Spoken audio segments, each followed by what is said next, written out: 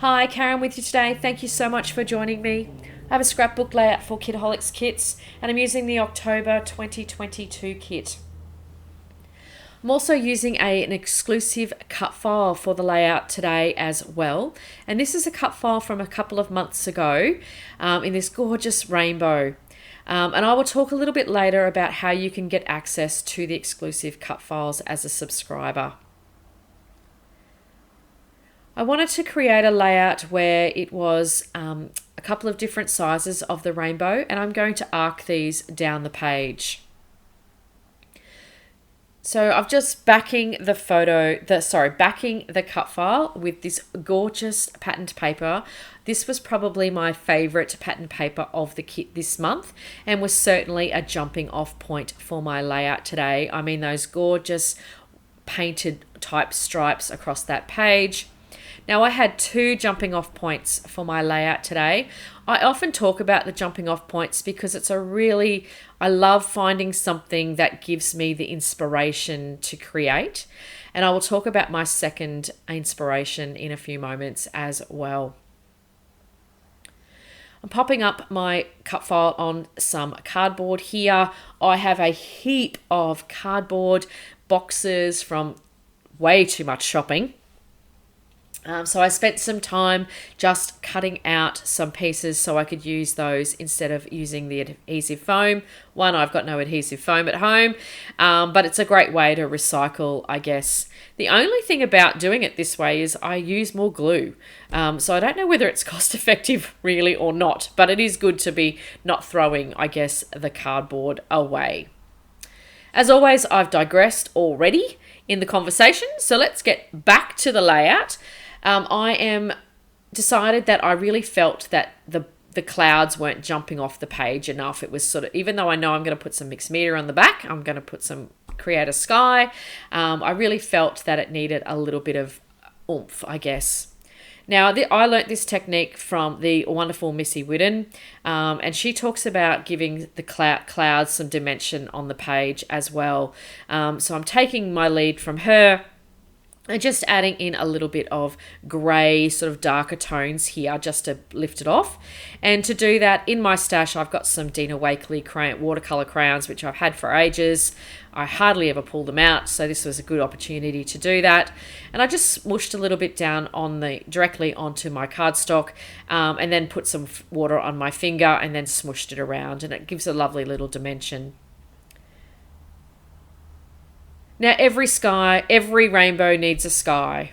I love creating rainbow layouts. I know if you've been watching my channel this year, you would have seen a few rainbow layouts. It has certainly been something that I've really loved and enjoyed creating this year. Excuse me, I apologise. I'm not going to press stop because it's about the fifth time I've done this edit. To create this one, I have placed some clear gesso on my white cardstock because I knew I was going to use quite a bit of water.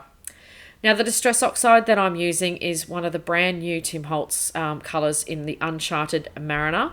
It is fast becoming my favourite blue. I tell you what, Tim Holtz has certainly outdone himself with the releases in the last 12 months or so. These new colours that he's brought into his collection have been absolutely fabulous.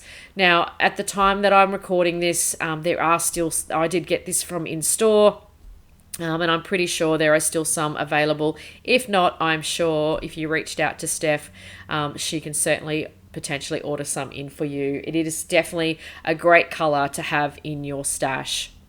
Now, the clear, I don't think I've ever talked about the gesso that I use, and I'm currently using the Finnabair clear gesso. It is absolutely my favourite gesso. It is beautifully clear, obviously, but it's also smooth, so it doesn't leave that chalky feel that other gessos do. And there is certainly, and has been in the past, Steph will bring these into the store as well. It is my favourite, so I order this quite regularly. And whenever she does, there is always some of that stock in store as well, which I'm pretty sure there is some at the moment. And if not, definitely help me. I'll join you and I'll order some more too. All right, I've popped up the photos up onto some cardstock as well to back my photo. Some of the pattern paper again from the kit with Heidi Swap pattern paper, that gorgeous pink. And then I'm also going to pop up my photos onto some card as well. And I'm thinking at this stage I'm going to push these and sort of nestle them within that cloud area. The position does slightly change as I move forward, but you'll see that in just a moment. Now I'm going to talk about my second jumping off point. Like I said, I love finding things that I can create from and that give me inspiration. Now this one is my inspiration originally started when I first opened the ephemera pack and saw the clouds. Those little tiny clouds there, I then saw this layout in my head. So I guess the reason I'm telling you that little story today is I wanted to be able to say that anything can inspire you. A little tiny piece of ephemera, something that you see outside your window, something that's a piece on a piece of clothing. It can be anything. It could be even, I'm sitting in my scrap area now and it could be my cupboards. Like, it could be anything that create and give you that spark when you see your kit when it arrives. But that's the one thing I do when I get my kit. I look through it and my first thing is what on earth is the pattern paper? Which is the one that's going to be the one that inspires me the most? And generally speaking, my order of working then is I use the ones that inspire me the most first, because I really get an opportunity to get to know the kit and to really start to get a feel for how I'm going to create over the month. I'd be really interested to know how you go. Do you create on ones that you might feel a little bit of a challenge at first? Or do you go to things that you go straight away, you've got an idea and you just go for it? So generally I just want to go for it. I loved the clouds. I knew straight away I was going to create a rainbow layout. I found a perfect cut file in the exclusive cut files and it all went from there. All right, so I have skipped forward just a little bit here while I've been doing some of this chatting. I faffed around a lot with the embellishing, and when I was looking back to do all my editing, I could barely watch it. It was just insane. So I have skipped forward quite a bit here. And I'll just give you a little bit of an insight as to how I pulled this one together. I loved those heart pieces that we got in the ephemera piece as well. It's perfect to go with the patterned paper. And I loved putting that up on the left-hand side there. I'm just angling that and putting a little bit of dimension on that as well. I popped up that smaller heart. And I'm using for my title today the Adore word from the word sticker sheet that we got. I've added in a couple of the word phrases, so love this on that right hand side there. I've tucked in those clouds just sitting there to the right hand side, my jumping off point. And then I'd started working on what the embellishments needed to be. So I've added those stars in. Now, I do ultimately remove those because for me the stars weren't working. I hadn't built a night sky. So for me, I'd gone bright and not moody or not dark, so the stars just weren't working for me, and I got a little bit stuck on what I was going to do. I wanted to continue to have more of a bright page, but I wanted to fill this up with some embellishing. So what I ended up doing, I remembered that I still had a little bit of stuff left from my kit from last month, so the September kit.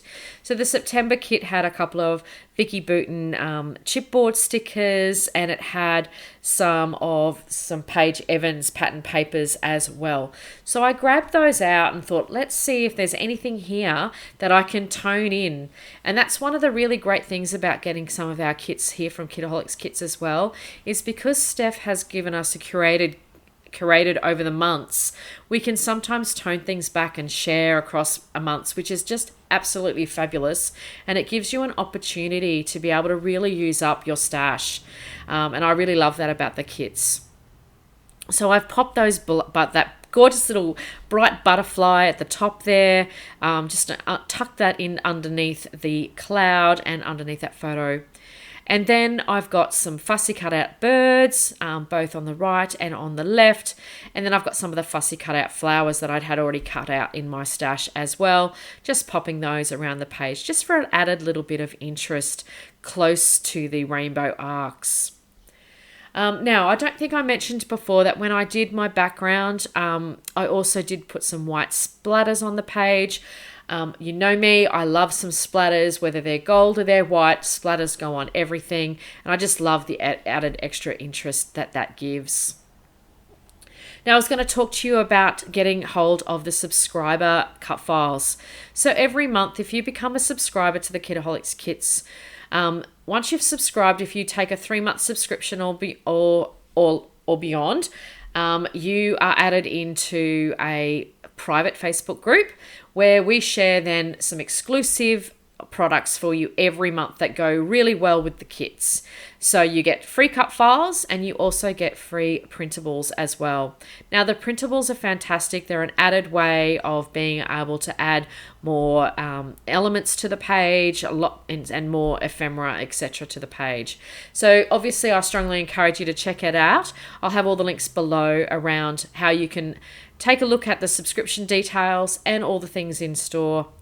And as always, here's the finished product and some close-ups for you as well. I want to thank you so much for joining me today. I know I have loved putting this layout together. I hope I've given you a little inspiration, and I'll see you next time. Bye for now.